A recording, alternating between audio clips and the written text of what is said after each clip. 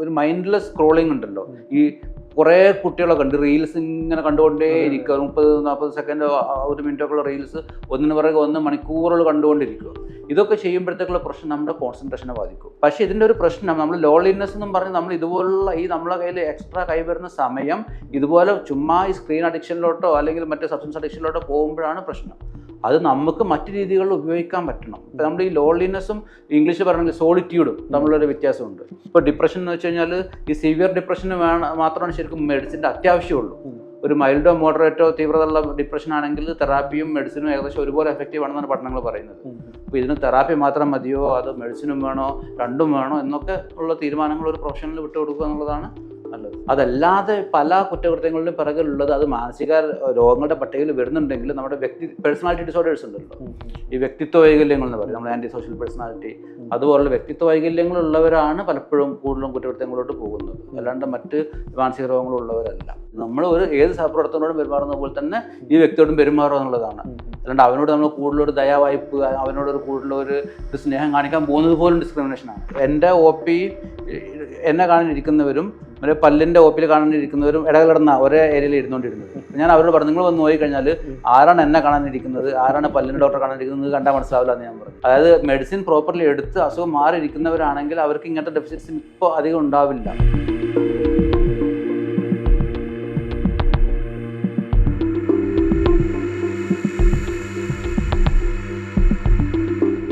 അതോടൊപ്പം തന്നെ പറഞ്ഞ പ്രധാനപ്പെട്ട ഒരു പ്രശ്നം ഈ ഡിജിറ്റൽ ഇൻടോക്സിക്കേഷനൊക്കെ ആയിട്ട് ബന്ധപ്പെട്ടിട്ടുള്ളതായിരുന്നു. ഇത് ലഹരി ഉപയോഗം ഒരു കുറഞ്ഞ ശതമാനം ആളുകളിലാണെന്നുണ്ടെങ്കിൽ വളരെ വ്യാപകമായിട്ട് ആളുകൾ ഉപയോഗിക്കുന്ന, ആളുകളിൽ പ്രത്യാഘാതങ്ങൾ ഉണ്ടാക്കുന്ന ഒരു ലഹരി തന്നെയാണ് ശരിക്കും നമ്മുടെ ഡിജിറ്റൽ ഡിവൈസുകളും അതുപോലെ അതിനുള്ള പല സോഫ്റ്റ്വെയറുകളും സംവിധാനങ്ങളും എല്ലാം. അപ്പോൾ ഇന്നലൊക്കെ നമ്മൾ എണ്ണമറ്റ കണ്ടന്റുകൾ ഓരോ ദിവസവും നമ്മൾ വിവിധ സോഷ്യൽ മീഡിയ പ്ലാറ്റ്ഫോമുകളിലൂടെ നമ്മളിങ്ങനെ സ്വീകരിച്ചുകൊണ്ടേയിരിക്കുന്നു. പലതും നമ്മൾ കാണുന്നുണ്ട്, കേൾക്കുന്നുണ്ട്, എന്നാൽ എല്ലാം ഇങ്ങനെ കണ്ടു പോകുന്ന, സ്ക്രോൾ ചെയ്തുകൊണ്ടിരിക്കുന്ന, എങ്ങോട്ടാണ് നമ്മൾ എത്തുന്നതെന്ന് അറിയാതെ, എന്താണ് നമ്മൾ തിരയുന്നതെന്ന് അറിയാതെ നമ്മൾ ഇങ്ങനെ ഒരു അലച്ചില്ലായിക്കൊണ്ടിരിക്കുന്ന ഒരു കാലത്താണ് നമ്മൾ ജീവിച്ചുകൊണ്ടിരിക്കുന്നത്.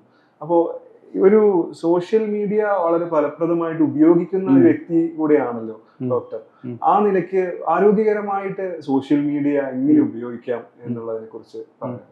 ഓക്കെ, അത് ഞാൻ നേരത്തെ പറഞ്ഞതുപോലെ ഈ ഹെൽപ്ഫുൾ കണ്ടന്റ് കുറേ ഉണ്ട്. പ്രത്യേകിച്ച് പല രോഗങ്ങളുള്ളവരുടെ കൂട്ടായ്മകളുണ്ട്. വാട്സപ്പിലാവട്ടെ, ഫേസ്ബുക്കിലാവട്ടെ, പലതും പല റെയർ അസുഖങ്ങളാവാം. ഇപ്പം ഞാൻ സൈക്കാട്രിയെ പറ്റി മാത്രമല്ല പറയുന്നത്. അപ്പോൾ അവർക്കൊന്നും ആ ഒരു രോഗമുള്ള വേറെ ആളോട് ബന്ധപ്പെട്ട് ഇതിന് എങ്ങനെയാണ് ചെയ്യേണ്ടതെന്നൊക്കെ ചർച്ച ചെയ്യാനുള്ള അവരുടെ നാട്ടിൽ ഇപ്പോൾ ആ രോഗമുള്ള വേറെ ആൾ ഉണ്ടാവണമെന്നില്ല. അപ്പോൾ അങ്ങനെയൊക്കെ ഉള്ളവർക്ക് നല്ല നല്ല കൂട്ടായ്മകൾ ഈ ഓൺലൈനായിട്ട് പല പ്ലാറ്റ്ഫോമുകളിൽ ഉണ്ട്. അത് വളരെ യൂസ്ഫുൾ ആണ്. പിന്നെ ഇതുപോലുള്ള ബ്ലോഗുകൾ, ഈ പ്രൊഫഷണൽ ഓർഗനൈസേഷൻസിൻ്റെ ഒക്കെ ഈ വെബ്സൈറ്റുകൾ, അതിൻ്റെ അകത്തൊക്കെ നല്ല കണ്ടന്റ് അവർക്ക് തീർച്ചയായിട്ടും ഉണ്ട്. അതൊക്കെ തീർച്ചയായിട്ടും ഉപകാരപ്രദമാണ്. ഇത് ദോഷമാവുന്നതിൻ്റെ ഒന്ന് ഈ പറഞ്ഞ ഈ ഒരു മൈൻഡ്ലെസ് സ്ക്രോളിംഗ് ഉണ്ടല്ലോ. ഈ കുറേ കുട്ടികളൊക്കെ ഉണ്ട് റീൽസ് ഇങ്ങനെ കണ്ടുകൊണ്ടേ ഇരിക്കുക. 30-40 സെക്കൻഡ് 1 മിനിറ്റൊക്കെയുള്ള റീൽസ് ഒന്നിന് പിറകെ 1 മണിക്കൂറുകൾ കണ്ടുകൊണ്ടിരിക്കുക. ഇതൊക്കെ ചെയ്യുമ്പോഴത്തേക്കുള്ള പ്രശ്നം നമ്മുടെ കോൺസെൻട്രേഷനെ ബാധിക്കും. നമുക്ക് സ്റ്റഡീസിൽ നമുക്ക് ബ്രെയിനിന് ഒരു പ്രോപ്പർ കാര്യത്തിൽ ഫോക്കസ് ചെയ്യാനുള്ള കഴിവിനെ ഇത് ബാധിക്കും. അറ്റൻഷനെ തീർച്ചയായിട്ടും ബാധിക്കും. പിന്നെ ഒന്ന് മൾട്ടി ടാസ്കിങ്. ഇപ്പം നമ്മൾ ഒരു ഭാഗത്ത് ഇവിടെ എന്തെങ്കിലും നോട്ട് എഴുതുന്നു, ആ ഭാഗത്ത് അവിടെ നിന്ന് അത് കേൾക്കുന്നു, അല്ലെങ്കിൽ ഡ്രൈവ് ചെയ്യുന്നു, മറുഭാഗത്ത് ഇവിടെ അത് ചെയ്തുകൊണ്ടിരിക്കുന്നു. അതും അത്ര നല്ലതല്ല. ഈ ആക്സിഡൻസ് കൂടാനും ഈ നമ്മുടെ ഒരു പെർഫോമൻസിന് കുറയാനൊക്കെ ചാൻസ് ഉണ്ടാക്കുന്ന ഒരു കാര്യമാണ്. പിന്നെ എന്ത് ടൈപ്പ് ഓഫ് കണ്ടന്റ് എന്നുള്ളതിൻ്റെ അകത്തൊരു പ്രശ്നമുണ്ട്. ഇപ്പോൾ നമ്മൾ ഈ പോണിൻ്റെ ഒക്കെ പല വിഷയങ്ങളുണ്ട്. പോണിൻ്റെ ഒക്കെ അഡിക്ഷൻ വന്നു കഴിഞ്ഞാൽ ശരിക്കും ഈ പറഞ്ഞ പല ലൈംഗിക പ്രശ്നങ്ങളും വരുന്നുണ്ട്. വർഷങ്ങളായിട്ട് പോൺ കണ്ട് സ്വയംഭോഗം ചെയ്ത ശീലമായവർക്ക് പിന്നീട് ഒരു യഥാർത്ഥ വ്യക്തിയുമായിട്ട് ലൈംഗിക ബന്ധത്തിൽ ഏർപ്പെടുമ്പോഴത്തേക്ക് ഉത്തേജനം മതിയാവുന്നില്ല. കാരണം ഈ പോണിൻ്റെ അകത്ത് അവർ ഈ വളരെ ഈ ആർട്ടിഫിഷ്യലായിട്ടും എഡിറ്റ് ചെയ്തും ടെക്നിക്സ് ഉപയോഗിച്ചും ഒക്കെ കാണിക്കുന്ന ആ ഒരു സ്റ്റിമുലസ് കിട്ടി കൊണ്ട് മാത്രം ഉത്തേജനം കിട്ടി, ഉദാഹരണം കിട്ടി ശീലമായ ഒരാൾക്ക് ഒരു യഥാർത്ഥ വ്യക്തിയെ കയ്യിൽ കിട്ടുമ്പോഴത്തേക്ക് അത് മതിയാവാത്ത വരുന്ന സിറ്റുവേഷൻ വരുന്നുണ്ട്. അപ്പൊ അങ്ങനെയുള്ളവരൊക്കെ വലിയ കൂട്ടായ്മകൾ ഓൺലൈനിൽ തന്നെ ഉണ്ട്, മനസ്സിലായല്ലോ. അപ്പൊ അതിൽ തന്നെ കേരളത്തിൽ നിന്നും ഇന്ത്യയിൽ നിന്നൊക്കെ ഉള്ളവർ കുറെ ആളുകൾ അതിൻ്റെ അകത്തുണ്ട്. ഇതുപോലുള്ള പല ഈ ടൈപ്പ് ഓഫ് കണ്ടന്റിനെ പറ്റി പറയുമ്പോഴാണ്. പിന്നെ ഫോണിലുള്ള മറ്റു പ്രത്യേകിച്ച് കൗമാരക്കാരെ കാണുമ്പോഴത്തേക്ക് അവർക്ക് ഈ സെക്സ് എഡ്യൂക്കേഷൻ എന്ന് പറഞ്ഞാൽ നമ്മുടെ നാട്ടിൽ അധികം ഇല്ല. അപ്പൊ അവർക്ക് എല്ലാവർക്കും ഈ ഒരു സെക്സ് എഡ്യൂക്കേഷൻ കിട്ടുന്ന മെയിൻ സോഴ്സ് എന്ന് പറയുന്നത് ഫോണാണ്. മനസ്സിലായല്ലോ. അപ്പോൾ അതറിയാലോ. അപ്പോൾ അതിൻ്റെ അകത്ത് ഒരു പുരുഷ ഒരു സമത്വവും കാര്യങ്ങളൊക്കെ എത്രത്തോളം ഇതിൻ്റെ അകത്ത് വിടുന്നുണ്ട്, അല്ലെങ്കിൽ ഒരു പാർട്ട്ണറുടെ ഒരു ഫീലിങ്സിന് ഇഷ്ടങ്ങളൊക്കെ എത്രത്തോളം ഫോണിൻ്റെ അകത്ത് ഇത് കൊടുക്കുന്നുള്ളതൊക്കെ. അപ്പോൾ അതൊക്കെ വെച്ച് നോക്കുമ്പോഴത്തേക്ക് ഈ പാഠങ്ങളൊക്കെ ഇവർ ഇതിന്ന് പഠിച്ചെടുക്കുന്നതിൻ്റെ ഒരു ദോഷം അതിൻ്റെ അകത്തുണ്ട്. പിന്നെ നമ്മൾ കണ്ടതിനെ പറ്റി പറയുമ്പോഴത്തേക്ക് ഗാംബ്ലിങ്ങിനെ പറ്റി പറഞ്ഞു. ഗാംബ്ലിങ് തീർച്ചയായിട്ടും ദിവസവും പത്രങ്ങളിൽ വാർത്തകൾ വരുന്നതാണ്. കുട്ടികൾക്ക് ലക്ഷങ്ങൾ നഷ്ടമായി, ഈ കടക്കണിയിലായി, ആത്മഹത്യയിലായി എന്ന് പറഞ്ഞ് പലപ്പോഴും ന്യൂസുകൾ വരുന്നതാണ്. പിന്നെ ഈ chatting, relationship addiction, online relationship addiction പലർക്കും വരുന്നുണ്ട്. അത് നമ്മൾ യഥാർത്ഥ ബന്ധങ്ങളിൽ നിന്ന് അത് ഒളിച്ചോടുന്നതാവാം, അതല്ലെങ്കിൽ യഥാർത്ഥ ബന്ധങ്ങൾക്ക് പുറം ലോകത്ത് ഒരാളോടൊരു കമ്പനി രൂപപ്പെടുത്താനുള്ളൊരു സ്കില്ലില്ലാത്തതിൻ്റെ കുഴപ്പമാവാം. അങ്ങനെ ഉണ്ടാവുമല്ലോ. നമുക്ക് ഒരാളോട് പരിചയപ്പെടാനും ഈ കൊച്ചു വർത്തമാനം പറഞ്ഞ ഒരു ബന്ധം രൂപപ്പെടുത്തി എടുക്കാനൊരു കഴിവാണല്ലോ. അതില്ലാത്തവർ ഈ ഓൺലൈനിൽ മാത്രം ആശ്രയിച്ച് അവിടെ തന്നെ പലരോടും ചാറ്റ് ചെയ്ത് അതിൽ വഞ്ചിക്കപ്പെടുന്ന അതുപോലുള്ള കുറേ പ്രശ്നങ്ങൾ വരുന്നുണ്ട്. പിന്നെ ഈ ഫൈനാൻഷ്യൽ ഫ്രോഡുകൾ കുറേ വരുന്നുണ്ട്. ഇപ്പോൾ നമുക്ക് ഈ ട്രേഡിങ് എന്നൊക്കെ പറഞ്ഞാൽ അതിനെ പറ്റുന്ന പരിചയമില്ലാത്തവർ പക്ഷേ ഈ ഓൺലൈനിൻ്റെ അകത്ത് ഈ അവരുടെ ഉപദേശങ്ങൾ കേട്ട് എത്രയോ വിദ്യാഭ്യാസമൊക്കെ ഉള്ളവർ തന്നെ കഴിഞ്ഞ മാസങ്ങൾ വന്ന വാർത്തകൾ കണ്ടതാണ്. ലക്ഷക്കണക്കിന് രൂപകൾ നഷ്ടപ്പെടുന്ന പ്രശ്നങ്ങൾ വരുന്നുണ്ട്. അപ്പോൾ നമ്മൾ ഈ ഓൺലൈൻ എന്നുള്ള ആ ഒരു ഇതല്ല പ്രശ്നം, നെറ്റോ ഫോണോ അല്ല പ്രശ്നം. അതിൻ്റെ അകത്ത് നമ്മൾ ഏത് തരം കണ്ടന്റ് നമ്മൾ ഉപയോഗിക്കുന്നു, എത്ര നേരത്തേക്ക് ഉപയോഗിക്കുന്നു എന്നുള്ളതൊക്കെയാണ് പ്രശ്നം. ആ ഒരു ഡിജിറ്റൽ ഒരു മീഡിയ ലിറ്ററസി ഉണ്ടല്ലോ, അതന്നെ നമ്മൾ ഇതിൻ്റെ അകത്ത് ആ ഒരു ലിറ്ററസി ശരിക്കും ആ ഒരു ട്രെയിനിങ് ആവശ്യമുണ്ട് എന്നുള്ളതാണ്. ഈ പ്രത്യേകിച്ചും ഈ സ്ക്രോളിംഗ് തന്നെയാണ് പ്രധാനമായിട്ടും അതിൻ്റെ ഒരു പ്രശ്നം എന്ന് എനിക്ക് തോന്നുന്നു. നമ്മൾ ഇത് നിർത്താൻ പറ്റാതിരിക്കുന്ന ഒരു അവസ്ഥയുണ്ട്. ഇപ്പം ഇതില് സ്ക്രോൾ ചെയ്തിരുന്ന ആളുകൾ തന്നെ ഇത് എങ്ങനെ നിർത്താമെന്നും കൂടെ അതിൻ്റെ അകത്ത് നോക്കുന്നുകൂടെ ഉണ്ടാവും. ഇത് രണ്ടും ഒരേ സമയം തന്നെ നടക്കുകയാണ്. ഒരു സ്ക്രോൾ ചെയ്തുകൊണ്ടേ ഇരിക്കുന്നു, അതേസമയം ഇതെങ്ങനെ നിർത്താമെന്നുള്ളത് അന്വേഷണങ്ങളും നടക്കുന്നു. അപ്പോൾ എങ്ങനെ ഒരു മീഡിയ ലിറ്ററസി രൂപപ്പെടുത്താം, അല്ലെങ്കിൽ നമുക്ക് തന്നെ സ്വയം എങ്ങനെ ഗുണപരമായിട്ട് ഈ കാര്യങ്ങളെ ഉപയോഗിക്കും, അത് നമ്മൾ മൈൻഡ്ഫുൾ ആയിട്ട് ചെയ്യുക എന്നുള്ളത്. നമ്മൾ ഈ മൈൻഡ്ലെസ് സ്ക്രോളിംഗ് മൈൻഡ്ഫുൾ സ്ക്രോളിംഗ് നമ്മൾ വ്യത്യാസമാണ്. മൈൻഡ്ഫുൾ എന്ന് പറയുമ്പോൾ ഞാൻ ഇത്ര മണിക്ക് നിർത്തും. ഈവൻ ഫേസ്ബുക്കിൻ്റെ അകത്തൊക്കെ തന്നെ ഉണ്ട്, ഇത്ര നേരം ആയി കഴിഞ്ഞാൽ അത് ദിവസം 1 മണിക്കൂറെ ഞാൻ ഉപയോഗിക്കുള്ളൂ സെറ്റ് ചെയ്ത് കഴിഞ്ഞാൽ 1 മണിക്കൂറായി കഴിഞ്ഞാൽ ഫേസ്ബുക്ക് നോട്ടിഫിക്കേഷൻ കാണിക്കും, നിങ്ങൾ പറഞ്ഞ സമയമായി എന്ന് കാണിക്കും.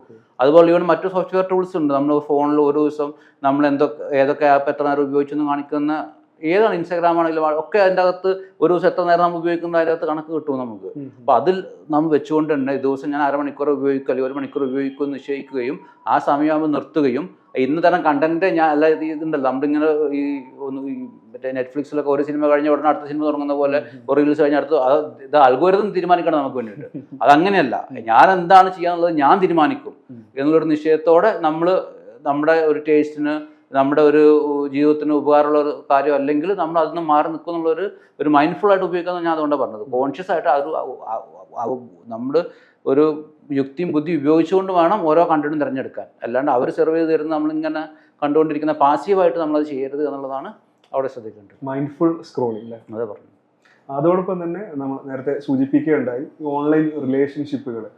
ഇന്ന് നിരവധി പേര് സൗഹൃദവും പ്രണയവും രതിയും അവരെ കണ്ടെത്തുന്നത് ഈ ഓൺലൈൻ പ്ലാറ്റ്ഫോമുകളിലൂടെയാണ്. അത് സോഷ്യൽ മീഡിയ പ്ലാറ്റ്ഫോമുകൾ മുതൽ ഡേറ്റിംഗ് ആപ്പുകൾ വരെ പല തരത്തിലുള്ള പ്ലാറ്റ്ഫോമുകൾ അതിന് വേണ്ടിയിട്ട് അവൈലബിൾ ആണ്. പക്ഷേ ഇത്തരം പ്ലാറ്റ്ഫോമുകളിലൂടെ ഉണ്ടാവുന്ന ബന്ധങ്ങൾക്കകത്ത് വലിയ പ്രതിസന്ധികളുണ്ട്. നമുക്ക് നേരിട്ട് അറിഞ്ഞുകൂടാ. നമ്മൾ ഒരുപക്ഷെ സോഷ്യൽ മീഡിയയിൽ അവതരിപ്പിക്കുന്ന രൂപത്തിൽ മാത്രം കണ്ടുപരിചയിക്കുന്ന ആളുകളായിരിക്കാം പരസ്പരം.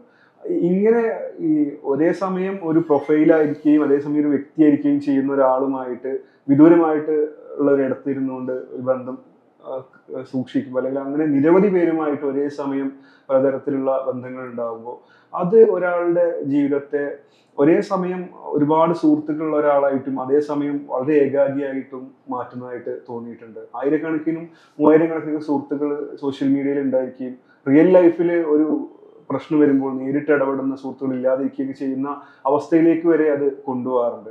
എങ്ങനെയാണ് ഇത്തരത്തിലുള്ള സൗഹൃദങ്ങളെ നമ്മൾ വളരെ ആരോഗ്യകരമായിട്ട് മുന്നോട്ട് കൊണ്ടുപോകുന്നത്? അല്ലെങ്കിൽ ഈ ഫേസ്ബുക്കും അല്ലെങ്കിൽ ഇൻസ്റ്റഗ്രാമും ഒക്കെ അടക്കമുള്ള സാമൂഹ്യ മാധ്യമങ്ങളിലൂടെ നമ്മൾ സുഹൃത്തുക്കളെ അല്ലെങ്കിൽ പ്രണയികളെയൊക്കെ കണ്ടെത്തുമ്പോൾ നമ്മൾ സൂക്ഷിക്കേണ്ടുന്ന ചില കാര്യങ്ങൾ എന്തൊക്കെ? നേരത്തെ പറഞ്ഞതുപോലെ തന്നെ സൗഹൃദങ്ങൾക്കാണെങ്കിലും ഇത് മുമ്പ് ഇല്ലാതിരുന്ന ഒരു സമാനതകളില്ലാത്തൊരവസരം നമുക്ക് സോഷ്യൽ മീഡിയ എല്ലാം തരുന്നുണ്ട്.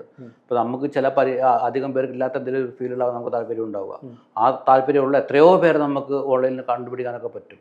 അതേസമയം ഇതിന് പരിമിതികളും ഉണ്ട്. അപ്പോൾ അതിൻ്റെ ചില പ്രശ്നങ്ങൾ, പ്രത്യേകിച്ച് നമ്മൾ ഈ ചാറ്റിങ് ടെക്സ്റ്റ് മാത്രം വെച്ചിട്ടുള്ള കമ്മ്യൂണിക്കേഷൻ വരുമ്പോഴത്തേക്ക് നമ്മുടെ ഒരു ആശയവിനിമയത്തിൻ്റെ കമ്മ്യൂണിക്കേഷൻ്റെ സിംഹഭാഗം എന്ന് പറയുന്നത് നോൺ വെർബലാണ്, നമ്മുടെ ശരീരഭാഷയാണ്. ഇപ്പോൾ നമ്മൾ സംസാരിക്കുമ്പോഴത്തേക്ക് എൻ്റെ മുഖത്ത് വരുന്ന ഭാവം, ഞാൻ കാണിക്കുന്ന ആംഗ്യങ്ങൾ എല്ലാം കുറേ കാര്യങ്ങൾ അത് കൺവേ ചെയ്യുന്നുണ്ട്. പക്ഷെ നമ്മൾ ടെക്സ്റ്റ് വഴി മാത്രം ആകുമ്പോഴത്തേക്ക് നമ്മൾ ഉദ്ദേശിച്ച അതേ കാര്യം തന്നെ മറ്റേ ആൾക്ക് എത്തണം എന്നില്ല.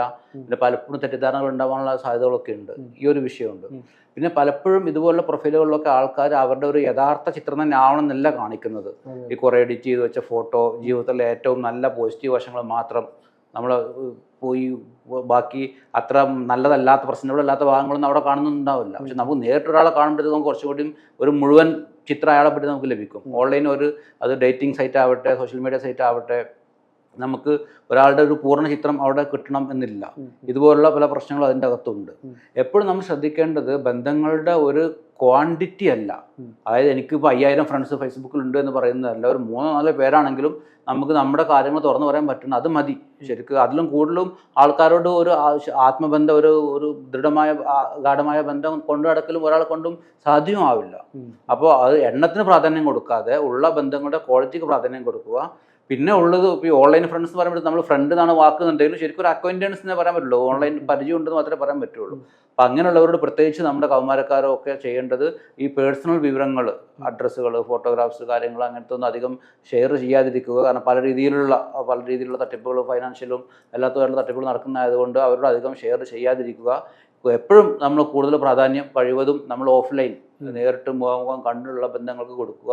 ഇത് ഒഴിവാക്കി മറ്റൊന്ന് മാത്രം പോകുമ്പോഴത്തേക്ക് നമ്മളൊരു സോഷ്യൽ സ്കിൽസ് കുറേയൊക്കെ നഷ്ടപ്പെട്ടു പോകും. പ്രത്യേകിച്ച് ഈ അഡോളസെൻ്റ് പ്രായത്തിലുള്ളവർക്ക് ആകുമ്പോഴത്തേക്ക് ഈ ഏജിലാണ് ആൾക്കാരോട് എങ്ങനെയാണ് പെരുമാറേണ്ടത്, അവരുടെ പ്രതികരണങ്ങൾ നമ്മൾ എങ്ങനെയാണ് നേരിടേണ്ടത് എന്നൊക്കെ പഠിക്കേണ്ടത്. അപ്പോൾ അതിനുള്ള അവസരങ്ങളൊന്നും ഇല്ലാതെ എല്ലാ ഇൻട്രാക്ഷനും ഈ ചാറ്റിങ് വഴി ആകുമ്പോഴത്തേക്ക് മുന്നോട്ട് വരുമ്പോഴത്തേക്ക് അതിൻ്റെ അകത്ത് കുറച്ച് ബുദ്ധിമുട്ടുകൾ വന്നേക്കാം.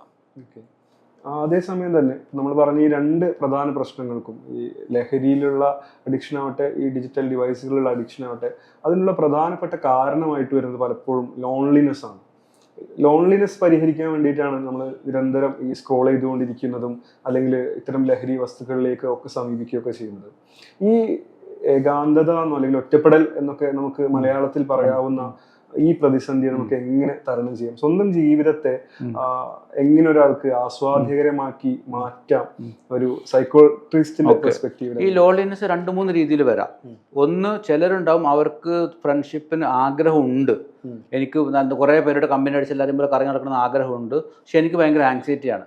ഞാൻ ആൾക്കാരുടെ ഇടയിൽ പോകുമ്പോഴത്തേക്ക് അയ്യോ അവരെന്നെ പറ്റി എന്ത് വിചാരിക്കും, അവരെന്നെ കളിയാക്കുമോ, അവർക്ക് എൻ്റെ മൂക്ക് ഇഷ്ടപ്പെടുമോ, എൻ്റെ ഹൈറ്റ് ഇഷ്ടപ്പെടുമോ, ഞാൻ കുറച്ച് പാവപ്പെട്ട കുടുംബത്തിൽ നിന്നുള്ള വിചാരിക്കും. അതുപോലുള്ള ആശങ്കകൾ കാരണം അവർക്ക് ഈ ബന്ധങ്ങളിൽ നിന്ന് മാറി നിൽക്കുന്ന ആളുകളുണ്ട്.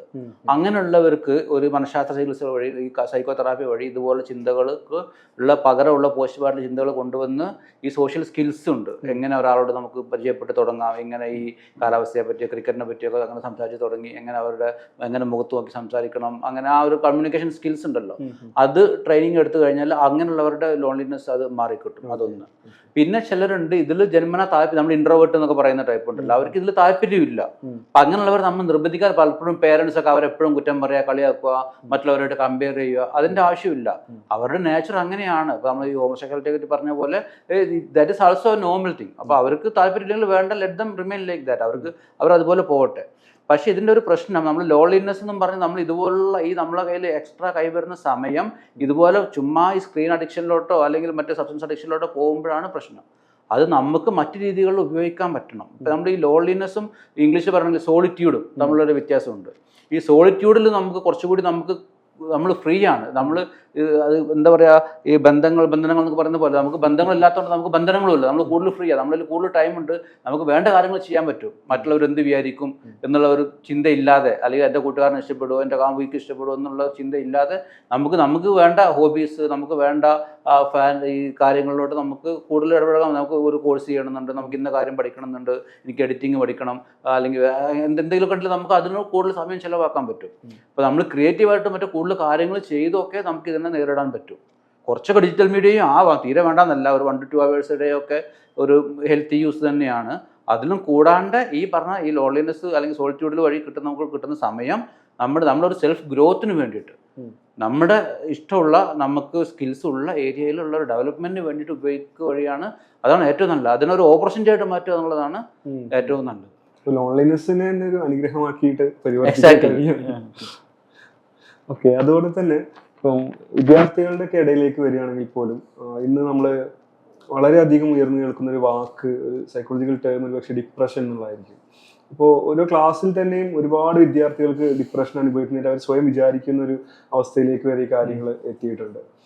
യഥാർത്ഥത്തിൽ എന്താണ് ഡിപ്രഷൻ എന്നുള്ള വാക്കുകൊണ്ട് ഉപയോഗിക്കുന്നത്? നമ്മൾ സ്വയം വിചാരിക്കുന്ന പല കാര്യങ്ങളും ഒരു പക്ഷേ ഡിപ്രഷന്റെ പുറത്തായിരിക്കും എന്ന് എനിക്ക് തോന്നുന്നു. അല്ലെങ്കിൽ ഒരാൾ സ്വയം അങ്ങനെ വിചാരിക്കുന്നുണ്ടെങ്കിൽ അയാൾക്ക് അത് എങ്ങനെയൊന്ന് ഫാക്ട് ചെക്ക് ചെയ്യാൻ പറ്റും? അല്ലെങ്കിൽ ഏത് സ്റ്റേറ്റിൽ എത്തിയിട്ടുള്ള ഒരാളാണ് ഒരു സൈക്യാട്രിസ്റ്റുമായിട്ട് ബന്ധപ്പെടേണ്ടത്? ഓക്കെ, ഞാൻ നേരത്തെ പറഞ്ഞതുപോലെ ഈ ദൈനംദിന ജീവിതത്തിനെ അവതാളത്തിലാക്കുന്ന, അല്ലെങ്കിൽ പഠിക്കാൻ പറ്റുന്നില്ല, ജോലിക്ക് പോകാൻ പറ്റുന്നില്ല എന്നുള്ളൊരു സിവിയറ്റിലൂടെ പോകുമ്പോഴാണ് പലപ്പോഴും നമ്മൾ രോഗം എന്ന് പറയാം. അതല്ലെങ്കിൽ സംശയം ഉണ്ടെങ്കിൽ നമുക്കൊരു ഈ പറഞ്ഞ ചെക്കിങ്ങിന് പോവാം. അതല്ലെങ്കിൽ നമ്മൾ ഈ നിംഹാൻസാറിന് ഒരു പുഷ് ഡി എന്നൊരു ആപ്പ് ഉണ്ടാക്കിയിട്ടുണ്ട്. അതിൻ്റെ അകത്തൊക്കെ സ്ക്രീനിങ് സ്കെയിലുകളുണ്ട്. നമുക്ക് അതിൻ്റെ അകത്ത് തന്നെ യെസ് എന്നൊക്കെ പറഞ്ഞു കഴിഞ്ഞാൽ ഏകദേശം സൂചന നമുക്ക് കിട്ടും ഉണ്ടോ ഇല്ല എന്നുള്ളത്. അത് ഉണ്ടെന്ന് പറഞ്ഞാൽ ഉണ്ടെന്ന് അർത്ഥമാവണമെന്നില്ല. ഉണ്ടെന്നുണ്ടെങ്കിൽ അത് നമ്മൾ കൺഫേം ചെയ്യാൻ ഒരു പ്രൊഫഷണലിനെ കാണണം. ഈ ഡിപ്രഷൻ എന്നുള്ള നമ്മൾ ഒരു സാധാരണ അർത്ഥത്തിൽ ഇംഗ്ലീഷിലെ ഡിപ്രഷൻ എന്നുള്ള വാക്കല്ല, ഒരു മെഡിക്കൽ അർത്ഥത്തിൽ ഡിപ്രഷൻ എന്ന് പറയുകയാണെങ്കിൽ ഈ ചില ലക്ഷണങ്ങളുണ്ട്. ആ ലക്ഷണങ്ങൾ ഒരു 2 ആഴ്ചയെങ്കിലും നീണ്ടു നിൽക്കണം. ഇപ്പോൾ കുറച്ച് നേരത്തേക്ക് വന്ന് മാറിപ്പോയത് കൊണ്ട്, ഇപ്പോൾ പരീക്ഷയുടെ റിസൾട്ട് വന്നു, ഒരു 2 ദിവസത്തേക്ക് എനിക്ക് ഉറക്കം വന്നില്ല, 2 ദിവസം എനിക്ക് ഭയങ്കര സങ്കടം, 2 ദിവസം എനിക്ക് മരിക്കണം എന്ന് തോന്നുന്നു, അതിന് നമുക്ക് ഡിപ്രഷൻ പറയാൻ പറ്റത്തില്ല. 2 വീക്സ് എങ്കിലും നീണ്ടു നിൽക്കുന്ന രീതിയിലുള്ള, ഇപ്പോൾ എപ്പോഴും നീണ്ടു നിൽക്കുന്ന ഒരു കടുത്ത സങ്കടം, ഒന്നിലൊരു ഉത്സാഹമില്ല, താല്പര്യമില്ല, നമുക്ക് ഒന്നും ഒരു പഴയതുപോലെ ഫ്രണ്ട്ഷിപ്പോ ടി വിയോ സിനിമയോ പാട്ടോ ഒന്നും എൻജോയ് ചെയ്യാൻ പറ്റുന്നില്ല, നമുക്ക് ഞാൻ ഒന്നിനും കൊള്ളാത്ത ആളാണെന്ന്, എന്നെ കൊണ്ട് ഒന്നിനും പറ്റില്ല, ഞാൻ ഒരിക്കലും ശരിയാവില്ല, അങ്ങനെ ഞാൻ ഭയങ്കര തെറ്റ് ചെയ്തിട്ടുള്ള ആളാണ്, അങ്ങനെ കുറേ നെഗറ്റീവായിട്ടുള്ള ചിന്തകൾ നമ്മൾ സ്ഥിരമായിട്ട് തള്ളിക്കയറി വന്നുകൊണ്ടിരിക്കുക. വിശപ്പ് വല്ലാണ്ട് കുറയുകയോ കൂടുകയോ ചെയ്യുക, ഉറക്കം വല്ലാണ്ട് കുറയുകയോ കൂടുകയോ ചെയ്യുക, മരിച്ചു പോയാൽ മതി, ആത്മഹത്യ ചെയ്താൽ മതി, ഇതുപോലെ ചിന്തകൾ, ഇങ്ങനെ കുറേ ഒരു ലിസ്റ്റ് ഓഫ് സിംറ്റംസ് ഉണ്ട്. അതിൻ്റെ അകത്തുനിന്ന് ഒരു ഇത്ര എണ്ണം 2 ആഴ്ചയോളം മിക്കവാറും സമയം നിലനിന്ന് കഴിഞ്ഞാലാണ് നമ്മൾ ഡിപ്രഷൻ ആണ് എന്ന് മെഡിക്കലി പറയുന്നത്. ഞാനത് പൊതുവെ പറഞ്ഞതാണ്. ഇത് ഞാൻ കേട്ടത് വെച്ച ഒരാളും എനിക്ക് ഡിപ്രഷൻ ഉണ്ട് എന്ന് നിശ്ചയിക്കാൻ പോകണ്ട. പക്ഷേ ഈ ഒരു പൊതുധാരണ വെച്ചുകൊണ്ട് ഒരു പ്രൊഫഷണലിനെ കണ്ടു കഴിഞ്ഞാൽ അവരാണ് നിശ്ചയിക്കേണ്ടത് ഡിപ്രഷൻ എന്നുള്ളത് അസുഖം ഉണ്ടോ ഇല്ലേ എന്നുള്ളത്. ഉദാഹരണത്തിന് ആരെങ്കിലും മരണപ്പെട്ടു, നമ്മൾ ഒരു ആൾ മരണപ്പെട്ട് കഴിഞ്ഞാൽ കുറച്ച് ദിവസമൊക്കെ സ്വാഭാവികമായിട്ട് ഇതേ ലക്ഷണങ്ങൾ വരാം, അതിനും നമ്മൾ മരുന്ന് കൊടുക്കില്ല. പക്ഷേ അപ്പോൾ അത് ഈ പറഞ്ഞ ഒരു ലൈഫിൽ വന്നൊരു ഇവൻറ്റിന് അത് പ്രൊപ്പോർഷനേറ്റ് ആണോ, അതോ അല്ല അതിലും വല്ലാണ്ട് കൂടുതലായിട്ട് ആ ഒരു സാഹചര്യത്തിൽ നമ്മൾ പ്രതീക്ഷിക്കുന്നതിലും കൂടുതൽ തീവ്രമായിട്ട് ഈ പ്രശ്നങ്ങൾ വരുന്നുണ്ടോ എന്നൊക്കെ ഒരു പ്രൊഫഷണലിനാണ് നിശ്ചയിക്കാൻ പറ്റുമോ. അതിന് ചികിത്സ ഉണ്ടെങ്കിൽ തന്നെ, ഇപ്പോൾ ഡിപ്രഷൻ എന്ന് വെച്ച് കഴിഞ്ഞാൽ ഈ സിവിയർ ഡിപ്രഷന് മാത്രമാണ് ശരിക്കും മെഡിസിൻ്റെ അത്യാവശ്യമുള്ളൂ. ഒരു മൈൽഡോ മോഡറേറ്റോ തീവ്രതയുള്ള ഡിപ്രഷൻ ആണെങ്കിൽ തെറാപ്പിയും മെഡിസിനും ഏകദേശം ഒരുപോലെ എഫക്റ്റീവ് ആണെന്നാണ് പഠനങ്ങൾ പറയുന്നത്. അപ്പോൾ ഇതിന് തെറാപ്പി മാത്രം മതിയോ, അത് മെഡിസിനും വേണോ, രണ്ടും വേണോ എന്നൊക്കെ ഉള്ള തീരുമാനങ്ങൾ ഒരു പ്രൊഫഷണലിൽ വിട്ടുകൊടുക്കുക എന്നുള്ളതാണ് നല്ലത്. അപ്പോൾ വളരെ സുപരിചിതമായിട്ടുള്ള ചില മാനസിക പ്രയാസങ്ങളെ കുറിച്ച്, രോഗങ്ങളെ കുറിച്ചൊക്കെയാണ് ഇതുവരെ സംസാരിച്ചത്.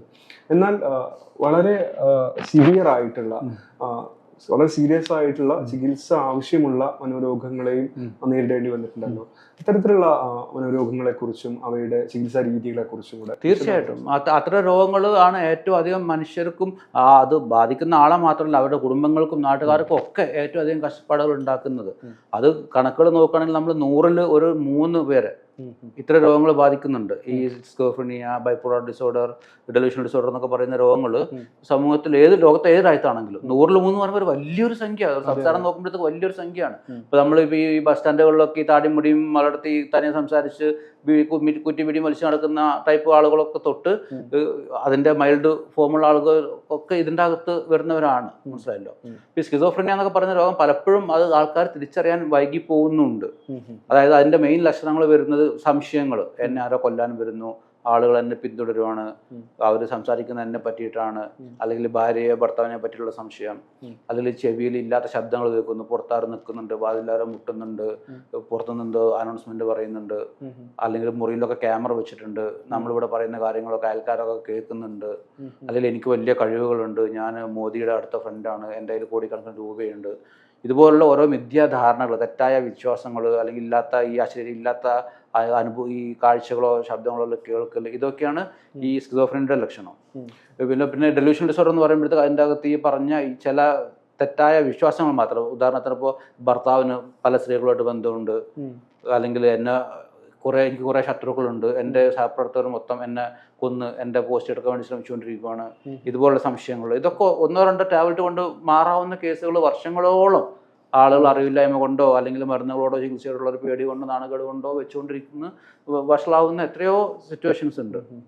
പിന്നെ ബൈപ്പോളാർ ഡിസോർഡറിൻ്റെ അകത്ത് നമ്മൾ നേരത്തെ പറഞ്ഞ ഡിപ്രഷൻ വരാം, അതിൻ്റെ കൂടെ മാനിയായി വരാം. അത് ഡിപ്രഷൻ്റെ നേരെ ഓപ്പോസിറ്റ്. അപ്പോൾ അതിൻ്റെ ലക്ഷണം എന്ന് പറയുമ്പോഴത്തേക്ക് പല നാടുകളുണ്ട് ഇതുപോലുള്ള ആളുകൾ. മഴക്കാലത്തോ തണുപ്പ് കാലത്തോ വേനൽക്കാലത്തോ ചിലപ്പോൾ കാലമായിട്ട് ബന്ധമില്ലാതെ ഈ ഭയങ്കരമായിട്ട് സംസാരിക്കാൻ തുടങ്ങുക, എല്ലാവരോടും കയറി മിണ്ടാൻ തുടങ്ങുക, കൂടുതലായിട്ട് പ്രാർത്ഥിക്കുക, കൂടുതലായിട്ട് കാശ് ചിലവാക്കുക, കൂടുതലായിട്ട് ഒരുങ്ങുക, കൂടുതലായിട്ട് ദേഷ്യപ്പെടുക, വലിയ വലിയ പ്ലാനുകൾ പറയുക, ഇതുപോലുള്ള ലക്ഷണങ്ങൾ കാണിക്കുന്നവരൊക്കെ ഉണ്ട്. ഈ പറഞ്ഞ 3 അസുഖമാണെങ്കിലും ഈ മരുന്ന് കൊണ്ടും കുറച്ചൊക്കെ കൗൺസിലിംഗ് കൊണ്ടും പരിഹരിക്കാവുന്ന അസുഖങ്ങളാണ്. അതേസമയം ചികിത്സിക്കാതെ പോകുമ്പോഴത്തേക്ക് ആ വ്യക്തിക്ക് പലപ്പോഴും പിന്നെ ഒരു 10 വർഷമൊക്കെ ചികിത്സിച്ച് കഴിഞ്ഞാൽ പിന്നെ മെഡിസിൻ തുടങ്ങിക്കഴിഞ്ഞാൽ പോലും ബ്രെയിനിൽ അതിൻ്റെ ഒരു ഡാമേജ് വന്നു കഴിഞ്ഞാൽ ചിലപ്പോൾ പൂർണ്ണമായ ഒരു മുക്തി അവർക്ക് കിട്ടിയേക്കില്ല. അപ്പോൾ ഇതുപോലുള്ള ലക്ഷണങ്ങളൊക്കെ കണ്ടു തുടങ്ങുമ്പോഴേ ഒരു അസസ്മെൻ്റ് എടുക്കേണ്ടതും മരുന്ന് തുടങ്ങേണ്ടതും ആണ് എന്നുള്ളതാണ് പറയാനുള്ളത്. അതുപോലെ തന്നെ പലതരത്തിലുള്ള ഫോബിയകൾ ഇന്ന് പലരും സെൽഫ് ഐഡന്റിഫൈ ചെയ്യുന്ന ഒരു കാര്യമാണ്. വളരെ ചെറിയ കുട്ടികൾ മുതൽ എനിക്ക് ഇന്ന ഫോബിയ ഉണ്ട് എന്നൊക്കെ പറയുന്ന ഒരു അവസ്ഥയുണ്ട്. അപ്പോ ഇത്തരത്തിലുള്ള ഫോബിയകൾ നമ്മൾ ഐഡന്റിഫൈ ചെയ്യുമ്പോൾ അതിനെ നമ്മൾ എങ്ങനെയാണ് പരിഹരിക്കേണ്ടത്? അല്ല, ഫോബിയയുടെ ചികിത്സ എന്ന് പറയുന്നത് പൊതുവെ സൈക്കോതെറാപ്പിയാണ്. അപ്പോൾ ഉദാഹരണത്തിന് ഇപ്പോൾ എട്ടുകാലിയുടെ ഫോബിയാണെന്ന് വിചാരിക്കുക. അപ്പോൾ അതിന് സാധാരണ നമ്മൾ ERP എന്ന് പറയും, എക്സ്പോഷർ ആൻഡ് റെസ്പോൺസ് പ്രിവെൻഷൻ എന്ന് പറയും, സിസ്റ്റമാറ്റിക് ഡിസെൻസിറ്റേഷൻ എന്നൊക്കെ പറയും. അതായത് നമുക്ക് അതിലെന്താ ചെയ്യാന്ന് വെച്ച് കഴിഞ്ഞാൽ ഇപ്പോൾ ആദ്യം ഇപ്പോൾ അവരൊരു എട്ടുകാലിയുടെ ചിത്രം ദൂരെ നിന്ന് കാണിക്കും. അപ്പോൾ അവർക്ക് ടെൻഷൻ തോന്നുമ്പോൾ അവർ റിലാക്സേഷൻ ടെക്നിക്ക് പറഞ്ഞു കൊടുത്തിട്ട് അവരെ കൊണ്ട് റിലാക്സ് ചെയ്യിക്കും, അവരുടെ മസിൽസിൻ്റെ ടൈറ്റ് ചെയ്യിച്ച് ലൂസാക്കി അങ്ങനെ ചെയ്യിക്കും. അപ്പോൾ ദൂരെ നിന്ന് ഒരു എട്ടുകാലിയുടെ ചിത്രം കാണാനുള്ള ഒരു കഴിവ് അവർക്ക് ആയി കഴിഞ്ഞാൽ പിന്നെ അത് കുറച്ചുകൂടെ അടുത്തോട്ട് കൊണ്ടുവരും, പിന്നെ കുറച്ചുകൂടെ അടുത്തോട്ട് കൊണ്ടുവരും, പിന്നെ അത് കഴിഞ്ഞിട്ട് ഒരു പാവ എട്ടുകാലിയുടെ ഒരു പാവ ദൂരെ വെക്കും, പിന്നെ അത് അടുത്തോട്ട് കൊണ്ടുവരും, പിന്നെ ശരിക്കുള്ള ഒരു എട്ടുകാലിയെ ദൂരെ കാണിക്കും. ആ രീതിയിൽ അങ്ങനെ, അതായത് സ്റ്റെപ്പ് ബൈ സ്റ്റെപ്പായിട്ട് അവർ അതിനങ്ങ് ഡീസെൻസിറ്റൈസ് ചെയ്യാണ് ചെയ്യുന്നത്. അവർക്ക് ഏറ്റവും ടെൻഷൻ കുറച്ചുണ്ടാക്കുന്ന ഒരു സാധനം വെച്ച് തുടങ്ങിയിട്ട് ഏറ്റവും ടെൻഷൻ കൂട്ടുന്ന സാധനം വരെ മെല്ലെ മെല്ലെ കൊണ്ടുപോകുന്ന ഈ കുറച്ച് സമയം എടുത്ത് ചെയ്യേണ്ട സൈക്കോതെറാപ്പിയാണ്. അത് ചെയ്തു കഴിഞ്ഞാൽ അത് നല്ല എഫക്റ്റ് കിട്ടാറുണ്ട്. ഇപ്പം പിന്നെ ഈവൻ നമ്മൾ മറ്റേ വിർച്വൽ റിയാലിറ്റി ഗോഗിൾസ് ഒക്കെ ഉണ്ടല്ലോ, അത് ഇപ്പോൾ നമ്മുടെ നാട്ടിലൊന്നും അവൈലബിൾ ആയിട്ടില്ല. പക്ഷെ അതിൻ്റെ അകത്ത് മിക്കവാറും എല്ലാ ഫോബിയൊക്കെ ഇപ്പോൾ ഫ്ലൈറ്റിൽ കയറാൻ പേടിയുള്ള ഒരാളെ നമുക്കിപ്പോൾ ഫ്ലൈറ്റിൽ പറത്തി ആക്കാൻ പറ്റത്തില്ലല്ലോ. പക്ഷെ ഇത് അങ്ങ് ധരിപ്പിച്ച് കഴിഞ്ഞാൽ അവർക്ക് ആ ഫ്ലൈയിങ് എക്സ്പീരിയൻസ് വരും, അവർ ടെൻഷൻ വരുമ്പോഴത്തേക്ക് അവരെ കൊണ്ട് റിലാക്സ് ചെയ്യിക്കും. അതുപോലെ ഹൈറ്റിൽ കയറാൻ പേടിയുള്ളവർക്ക് അങ്ങനെയുള്ളവർക്കൊക്കെ ഇതൊക്കെ വെച്ചിട്ട് ഇപ്പോൾ പുതിയ ഇത് വരുന്നുണ്ട്, നമ്മുടെ നാട്ടിലൊക്കെ ആയി വരുന്നുള്ളൂ. പക്ഷേ ഇതൊക്കെ വന്നുകൊണ്ടിരിക്കുന്ന സംവിധാനമാണ്. അതുപോലെ തന്നെ നമ്മൾ പറഞ്ഞു വന്ന ഭാഗമായിട്ട് എനിക്ക് ചോദിക്കാനുള്ളത്, ഇപ്പോൾ കേരളത്തിൻ്റെ ഒരു കുറ്റകൃത്യങ്ങളുടെ ഒരു മേഖല നോക്കുകയാണെങ്കിൽ പലതരത്തിലുള്ള കുറ്റകൃത്യങ്ങൾ സമൂഹത്തിൽ വ്യാപിച്ചുകൊണ്ടിരിക്കുന്നത് നമുക്ക് പത്രമാധ്യമങ്ങളിൽ നിന്ന് തന്നെ മനസ്സിലാക്കാൻ കഴിയും. കുറ്റകൃത്യങ്ങളുടെ തോതും അതേസമയം അതിൻ്റെ ഒരു വൈവിധ്യവും വളരെ വലുതായിക്കൊണ്ടിരിക്കുകയാണ്. ഇതിന് പലപ്പോഴും കാരണമായിട്ട് പറയാറുള്ളത് ഒന്നുകിൽ ഏതെങ്കിലും സബ്സ്റ്റൻസ് യൂസ് എന്നുള്ള ലഹരി ഉപഭോഗം, അതുപോലെ ഇപ്പം അല്ലെങ്കിൽ കെമിക്കൽ ഡ്രഗുകൾ ഉപയോഗിച്ചിട്ട് മദ്യപിച്ചിട്ടൊക്കെ ഉണ്ടാകുന്ന പ്രശ്നങ്ങൾ, അല്ല എന്നുണ്ടെങ്കിൽ പലപ്പോഴും മനോരോഗിയാണ് അല്ലെങ്കിൽ മാനസിക പ്രശ്നം മൂലം ചെയ്തതാണ് എന്നുള്ള തരത്തിലുള്ള സംസാരങ്ങൾ. ഇങ്ങനെ 2 കാര്യങ്ങളാണ് പൊതുവെ പറഞ്ഞു കേൾക്കാറുള്ളത്.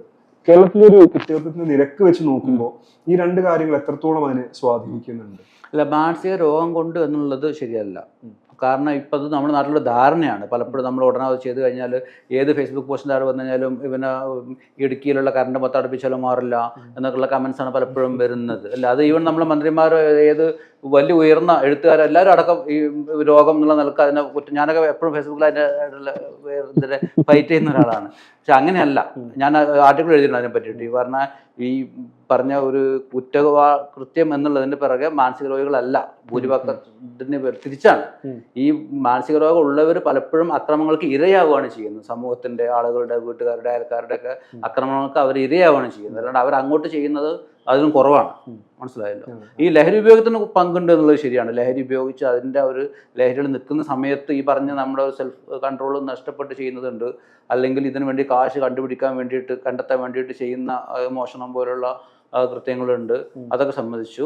അതല്ലാതെ പല കുറ്റകൃത്യങ്ങളിലും പിറകിലുള്ളത് അത് മാനസിക രോഗങ്ങളുടെ പട്ടികയിൽ വരുന്നുണ്ടെങ്കിൽ നമ്മുടെ പേഴ്സണാലിറ്റി ഡിസോർഡേഴ്സ് ഉണ്ടല്ലോ, ഈ വ്യക്തിത്വ വൈകല്യങ്ങൾ എന്ന് പറയും, നമ്മൾ ആൻറ്റി സോഷ്യൽ പേഴ്സണാലിറ്റി, അതുപോലുള്ള വ്യക്തിത്വ വൈകല്യങ്ങളുള്ളവരാണ് പലപ്പോഴും കൂടുതലും കുറ്റകൃത്യങ്ങളിലോട്ട് പോകുന്നത്. അല്ലാണ്ട് മറ്റ് മാനസിക രോഗങ്ങളുള്ളവരല്ല.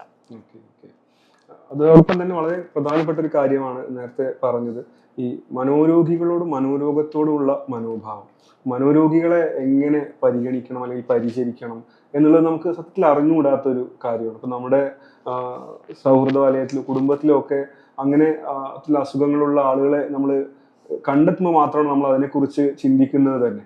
അപ്പോൾ മനോരോഗമുള്ള ഒരാളെ അല്ലെങ്കിൽ മനോരോഗ ചികിത്സയ്ക്ക് വിധേയമാക്കിക്കൊണ്ടിരിക്കുന്ന ഒരാളെ നമ്മൾ ഏത് നിലയ്ക്കാണ് അയാളെ സമീപിക്കേണ്ടത്, അയാളായിട്ട് ഇടപെടേണ്ടത്, അയാളെ പരിചരിക്കുന്ന ഒരു രീതി എങ്ങനെയാണ്? നമ്മൾ പറഞ്ഞല്ലോ മുമ്പ് ഈ ഹോമോസെക്ഷൽസിനോട് ഏതോ ഒരു മുമ്പ് ഉള്ള ഒരു അമേരിക്കൻ അസോസിയേഷൻ ആണെന്ന് തോന്നുന്നു, അവരോട് നമ്മൾ നല്ല ആറ്റിറ്റ്യൂഡ് വേണമെന്ന് പറഞ്ഞപ്പോൾ അവർ പറഞ്ഞു നമുക്ക് ഒരു ആറ്റിറ്റ്യൂഡും വേണ്ടെന്ന് പറഞ്ഞു. ഇപ്പോൾ നമ്മൾ ഇന്ന ഗ്രൂപ്പിനോട് ഒരു ആറ്റിറ്റ്യൂഡ് കാണിക്കാൻ പോകുമ്പോഴത്തേക്ക് we are regarding them as a bit different അല്ലേ. ഇപ്പൊ നിങ്ങൾ ഒരു നിലപാടും വേണ്ട, നിങ്ങൾ ബാക്കി എല്ലാവരോടും എന്ത് ചെയ്യുന്നു അത് തന്നെ ഇവരോടും ചെയ്താൽ മതി. അല്ല ഇവനിങ്ങനെ ഉണ്ട് എന്നുള്ളതുകൊണ്ട് പ്രത്യേകിച്ച് ഒരു വേറെ നിലപാട് എടുക്കേണ്ട കാര്യമില്ല. മനസ്സിലായില്ലേ? നമ്മൾ ഏത് സഹപ്രവർത്തനോടും പെരുമാറുന്ന പോലെ തന്നെ ഈ വ്യക്തിയോടും പെരുമാറുക എന്നുള്ളതാണ്. അല്ലാണ്ട് അവനോട് നമ്മൾ കൂടുതലൊരു ദയാവായ്പ്, അവനോട് കൂടുതലൊരു സ്നേഹം കാണിക്കാൻ പോകുന്നത് പോലും ഡിസ്ക്രിമിനേഷൻ ആണ്. പറഞ്ഞാൽ മനസ്സിലായല്ലോ? അപ്പോൾ കുടുംബത്താണെന്നുണ്ടെങ്കിൽ അവരെ നമ്മൾ ഈ പറഞ്ഞ മെഡിസിൻ മുടങ്ങാണ്ട് ശ്രദ്ധിക്കുക, കൗൺസിലിങ്ങോ കാര്യങ്ങളുണ്ടെങ്കിൽ അത് മുടങ്ങാണ്ട് ശ്രദ്ധിക്കുക, അധികം സ്ട്രെസ് കൊടുക്കാതിരിക്കുക, അതൊക്കെ ചെയ്യാൻ പറ്റും. ജോലി സ്ഥലത്താണെങ്കിൽ അറ്റ്ലീസ്റ്റ് ഈ പറഞ്ഞ ഈ മരുന്നുകൾ കഴിക്കുന്നവരാണെങ്കിൽ ലഹരി, മദ്യവും, സിഗരറ്റ്, കഞ്ചാവ് അങ്ങനത്തെ കാര്യങ്ങളിൽ നിന്നൊക്കെ അവരോട് മാറി നിൽക്കാൻ അവരെ പ്രേരിപ്പിക്കുക. അതല്ലാണ്ട് ആറ്റിറ്റ്യൂഡിൽ ഒരു ഡിഫറൻസും കാണിക്കാതിരിക്കുക എന്നുള്ളതാണ് അവരോട് ചെയ്യാവുന്ന ഏറ്റവും വലിയ കാര്യം. അതേസമയം ഇപ്പോൾ നമ്മൾ ഇത്തരത്തിലുള്ള രോഗികളായിട്ട് ഇടപെടുമ്പോൾ നമ്മൾ സാധാരണ മനുഷ്യരായിട്ട് ഇടപെടുന്ന പോലെ തന്നെ നമുക്ക് ഇടപെടാൻ കഴിയുമെന്നുള്ളൊരു സംശയം എനിക്ക് ഇപ്പോഴും ഉണ്ട്. കാരണം നമ്മൾ പ്രതീക്ഷിക്കുന്ന രീതിയിലാവണമെന്നില്ല പലപ്പോഴും അവരുടെ ഒരു റെസ്പോൺസ് എന്നുള്ളത്, അല്ലെങ്കിൽ അവരുടെ പ്രവൃത്തിയോ അല്ലെങ്കിൽ അവരുടെ വാക്കുകളോ എന്നുള്ളത്. ഇത് നമുക്ക് ഉണ്ടാക്കുന്ന ചില അസ്വസ്ഥതകളോ പ്രയാസങ്ങളോ ഉണ്ടാവും. ഇത് സ്ഥിരമായിട്ട് ഡീൽ ചെയ്യേണ്ടി വരുമ്പോൾ ഉണ്ടാവുന്ന പ്രയാസങ്ങൾ ഉണ്ടാവുമല്ലോ. അപ്പോൾ ഇത്തരം കാര്യങ്ങളൊക്കെ നമ്മൾ ശ്രദ്ധിക്കേണ്ടതില്ലേ? അത് ചികിത്സ എടുത്ത് മാറി നിൽക്കുന്നവർ പലപ്പോഴും, ഞാൻ മുമ്പ് ഒരു ഇന്റർവ്യൂവിൽ പറഞ്ഞൊരു കാര്യമുണ്ട് നമ്മുടെ ലോക്കൽ റേഡിയോയിൽ. അതിപ്പോൾ എൻ്റെ OP എന്നെ കാണാനിരിക്കുന്നവരും മറ്റേ പല്ലിൻ്റെ OP കാണാനിരിക്കുന്നവരും ഇടകലർന്ന ഒരേ ഏരിയയിൽ ഇരുന്നുകൊണ്ടിരുന്നത്. ഞാൻ അവരോട് പറഞ്ഞു, നിങ്ങൾ വന്ന് നോക്കി കഴിഞ്ഞാൽ ആരാണ് എന്നെ കാണാനിരിക്കുന്നത്, ആരാണ് പല്ലിൻ്റെ ഡോക്ടറെ കാണാനിരിക്കുന്നത് കണ്ടാൽ മനസ്സിലാവില്ല എന്ന് ഞാൻ പറഞ്ഞു. അതായത് മെഡിസിൻ പ്രോപ്പർലി എടുത്ത് അസുഖം മാറിയിരിക്കുന്നവരാണെങ്കിൽ അവർക്ക് ഇങ്ങനത്തെ ഡെഫിസിറ്റ്സ് ഇപ്പോൾ അധികം ഉണ്ടാവില്ല. അതായത് അവരുടെ സംസാരം, അവരുടെ പെരുമാറ്റം ഒക്കെ ആൾമോസ്റ്റ് നോർമൽ തന്നെയായിരിക്കും. അവർ ലക്ഷണങ്ങൾ കാണിക്കുന്നതിന് അതിൻ്റെ അർത്ഥം ഒന്നുകിൽ അവരുടെ അസുഖം വല്ലാതെ ചികിത്സ എടുക്കാൻ വൈകിയത് കൊണ്ടോ മറ്റോ വല്ലാണ്ട് പഴകിപ്പോയി, അല്ലെങ്കിൽ അവർക്ക് കിട്ടുന്ന ചികിത്സ അത്രയ്ക്ക് ഒപ്റ്റിമൽ അല്ല എന്നുള്ളതാണ്. അപ്പം അങ്ങനെയാണെങ്കിൽ വീട്ടുകാരെയൊക്കെ അറിയിച്ചിട്ട് വേണമെങ്കിൽ നമുക്ക് ഒന്നുകൂടി ചികിത്സ ഒന്ന് മെച്ചപ്പെടുത്താൻ പറയാമെന്നുള്ളതല്ലാണ്ട് വെച്ചാൽ, അല്ലെങ്കിൽ ചിലപ്പോൾ കുറച്ച് വളരെ ചെറിയ ശതമാനം പേര് ഇതുപോലുള്ളവരുണ്ടാവാം. അതിൽ പറഞ്ഞ പോലെ ഈ നമ്മൾ സംസാരിക്കുമ്പോഴത്തേക്ക് അവരുടെ വിഷയം മാറിപ്പോവുകയോ അല്ലെങ്കിൽ ചിലപ്പോൾ ദേഷ്യപ്പെടുകയോ ചെയ്യുന്ന ഒരു ചെറിയൊരു ശതമാനം ഉണ്ടാവാം. അല്ലാണ്ട് മിക്കവാറും പേര് സാധാരണ നമുക്ക് സംസാരിച്ച് കഴിഞ്ഞാൽ ഇപ്പോൾ എൻ്റെ മരുന്ന് കഴിച്ചുകൊണ്ട് എന്തൊക്കെ ജോലി ചെയ്യുന്നവരുണ്ട്. നമുക്ക് എന്ത് ജോലി ഗസ് ചെയ്യാൻ പറ്റുമോ ആ എല്ലാ ജോലിയും ചെയ്യുന്നവർ, ഡോക്ടർമാർ, നഴ്സുമാർ, എഞ്ചിനീയർമാർ, MLA മാർ, എന്ത് ജോലി ചെയ്യുന്നവരും, സിനിമാക്കാർ ഒക്കെ മെഡിസിൻസ് കഴിക്കുന്നവരുണ്ട്. വേറെ പറയില്ലല്ലോ ഇവർ ഈ രോഗമുള്ളവരാണ് മെഡിസിൻ എടുക്കുന്നവരാണെന്നുള്ളത്. ഇടയ്ക്ക് പലരും ഇത് വെളിപ്പെടുത്തിക്കൊണ്ട് പുറത്ത് വരുമ്പോഴാണ് പലർക്കും മനസ്സിലാവുന്നത്. ഓക്കെ. അതേസമയം തന്നെ ഇപ്പോൾ മനോരോഗ ചികിത്സക്ക് വിധേയമായി കഴിഞ്ഞ് ഈ രോഗം ഭേദപ്പെട്ട ആളുകളെ പോലും പലപ്പോഴും വീട്ടുകാർ തിരിച്ചെടുക്കാത്ത സ്ഥിതിയുണ്ട്. അവർക്കും വീട്ടിലേക്ക് തന്നെ നാട്ടിലേക്ക് തിരിച്ചു പോകാൻ പറ്റാതിരിക്കുന്ന അവസ്ഥയുണ്ട്. അങ്ങനെ മനോരോഗാലയങ്ങളിൽ തുടർന്നും താമസിക്കേണ്ടി വരുന്ന ആളുകളുണ്ട്. അപ്പോൾ പ്രശ്നത്തെ എങ്ങനെ നമുക്ക് സമീപിക്കാൻ പറ്റില്ല? ഒരു സമൂഹം എന്നുള്ള നിലക്ക് തന്നെ നമ്മൾ സമീപിക്കേണ്ടുന്ന, അഡ്രസ് ചെയ്യേണ്ടുന്ന ഒരു വിഷയം കൂടിയാണല്ലോ ഇത്. അത് ഞാൻ ഇതുപോലുള്ള പല സ്ഥാപനങ്ങളും വർക്ക് ചെയ്യുന്ന ആളാണ്. ഇതുപോലുള്ള ഈ പറഞ്ഞ കൊണ്ടുപോകാൻ ആരുമില്ലാത്ത ആളുകളെ താമസിപ്പിക്കുന്ന ഒരു 8-9 സ്ഥാപനങ്ങളിൽ ഞാൻ വർക്ക് ചെയ്യുന്നുണ്ട്, പുരുഷന്മാരുടെയും സ്ത്രീകളുടെയും ഒക്കെ. എനിക്ക് തോന്നുന്നു മുന്നോട്ട് ഇതുപോലുള്ള സ്ഥാപനങ്ങളുടെ ആവശ്യമേ ഇല്ലാതാവുന്ന ആണ് എനിക്ക് നല്ലൊരു പ്രതീക്ഷയുണ്ട്. കാരണം ഇപ്പം ഈ കിടക്കുന്നവരൊക്കെ ഒരു 30 വർഷം മുമ്പ് അസുഖം തുടങ്ങിയവരാണ്. അന്ന് നമ്മുടെ നാട്ടിൽ ഇത്രക്കൊരു അവയർനെസ്സിനെ പറ്റിയില്ല, ചികിത്സകളിൽ ഇത്രക്ക് സംവിധാനങ്ങളില്ല, ഇത്രക്ക് ഫലപ്രദമായിട്ടുള്ള മരുന്നുകളില്ല. അപ്പം അതിൻ്റെ ഒരു ബാക്കിപത്രമാണ് ഇപ്പോൾ ഈ കെട്ടിക്കിടക്കുന്നവർ മിക്കവാറും പേരൊക്കെ. അപ്പം ഈ ഒരു സമയത്ത് ഇങ്ങനത്തെ അസുഖങ്ങളൊക്കെ മിക്കവാറും തുടങ്ങുക ഒരു 18, 20, 24 ആ ഒരു പ്രായത്തിലാണ് ഈ സീരിയസ് അസുഖങ്ങൾ മിക്കതും തുടങ്ങുക. ഈ ഒരു സമയത്ത് അസുഖം തുടങ്ങുന്നവർക്ക് സമയത്ത് ചികിത്സ എടുക്കുകയാണെന്നുണ്ടെങ്കിൽ ഒരു 10-15 വർഷം 20 വർഷം കഴിയുമ്പോഴത്തേക്ക് നമുക്ക് ഇതുപോലുള്ള സ്ഥാപനങ്ങളുടെ ആവശ്യമേ ഇല്ലാത്തൊരു സാഹചര്യം വരും. പക്ഷേ ഉള്ള സ്ഥാപനങ്ങളിൽ കിടക്കുന്നവരുടെ എന്താണെന്ന് വെച്ച് കഴിഞ്ഞാൽ അവരുടെ പേരൻസ് മരിക്കുന്നവരെ കൊണ്ട് നടന്ന് പേരൻസ് മിക്കവാറും മരിച്ചു പോയി, പിന്നെ സിബ്ലിങ്സ് ഉള്ളവർ, സഹോദരന്മാരൊക്കെ സെറ്റിൽഡ് ആയി. അപ്പം അങ്ങനെയുള്ള വേറെ പോയി കഴിഞ്ഞാൽ നോക്കാൻ ആരും ഇല്ലാത്ത, അല്ലെങ്കിൽ അസുഖം ഈ ഒരു പ്രായത്തിൽ അസുഖം തുടങ്ങിയത് കൊണ്ട് തന്നെ കല്യാണം മിക്കവാറും കഴിഞ്ഞിട്ടുണ്ടാവില്ല. ഇപ്പം തിരിച്ചിറങ്ങി കഴിഞ്ഞാൽ നോക്കാൻ ആരും ഇല്ലാത്ത തരം ആളുകളാണ് ഇപ്പോൾ ഇത്തരം സ്ഥാപനങ്ങളിൽ കെട്ടിക്കിടക്കുന്നത് മിക്കവാറും പേര്. അതിൽ തന്നെ പലർക്കും വരുന്നൊരു പ്രശ്നം, നമ്മൾ ഇനിയിപ്പോൾ ഇടയ്ക്ക് സഹോദരന്മാർക്ക് വീട്ടിലോട്ട് കൊണ്ടുപോകാൻ പറഞ്ഞ് തയ്യാറായാൽ പോലും, നമ്മളിവരെ പറഞ്ഞ് മനസ്സിലാക്കി വിട്ട് കഴിഞ്ഞാൽ പോലും, ഇത് ഈ ഉടായ്പേർ എല്ലാവരിലും ഉള്ളതുപോലെ ഈ മനോരോഗികളുടെ ഇടയിലുണ്ട്. അപ്പം അവർ ഇറങ്ങിയ ഉടനെ അവർ മെഡിസിൻ നിർത്തുക, ഇറങ്ങിയ ഉടനെ അവർ പോയി സിഗരറ്റ് വലിക്കുക, കഞ്ചാവ് വലിക്കുക, ഇങ്ങനെ ചെയ്ത് തിരിച്ചു വരുന്നവർ ഉണ്ട് എന്നുള്ളതാണ് വാസ്തവം. അപ്പം അങ്ങനെ ഒരു ന്യൂനപക്ഷത്തിന് വേണ്ടിയിട്ട് തീർച്ചയായിട്ടും ഇതുപോലെ സ്ഥാപനങ്ങൾ വേണം. അത് കേരളത്തിൽ മറ്റു ഏത് സ്റ്റേറ്റിലില്ലെങ്കിലും കേരളത്തിൽ വളരെ ഭംഗിയായിട്ട് നടക്കുന്നുണ്ട്. എനിക്ക് പ്രത്യേകിച്ച് 6 ഭാഗത്തോട്ട്, ഈ നോർത്ത് കേരളത്തിലോട്ട് അത്രയ്ക്ക് ഇല്ലെങ്കിലും കോട്ടയം ആ ഭാഗത്തോട്ടൊക്കെ വളരെ ഭംഗിയായിട്ട് കുറേ സ്ഥാപനങ്ങൾ ഇത് വളരെ എക്സലൻ്റ് വർക്ക് അവർ ചെയ്യുന്നുണ്ട്. എന്നാൽ എൻ്റെ പേഴ്സണൽ ആഗ്രഹം കുറച്ച് ഒരു 20-30 വർഷം കഴിയുമ്പോഴത്തേക്ക് ഇതിനൊന്നും ആവശ്യമില്ലാത്തൊരു സാഹചര്യം വരട്ടെ എന്നുള്ളതാണ് ഇങ്ങനത്തെ സ്ഥാപനങ്ങളുടെ. അതെ, കാരണം ആൾക്കാർ എല്ലാവരും അസുഖം മുഴുവനായിട്ട് മാറി അവർ സമൂഹത്തിൽ തന്നെ എല്ലാവരെയും പോലെ ജീവിക്കുന്ന ഒരു കാലം വരണം ഈ ഒരു ട്രെൻഡ് മുന്നോട്ട് പോവുകയാണെങ്കിൽ.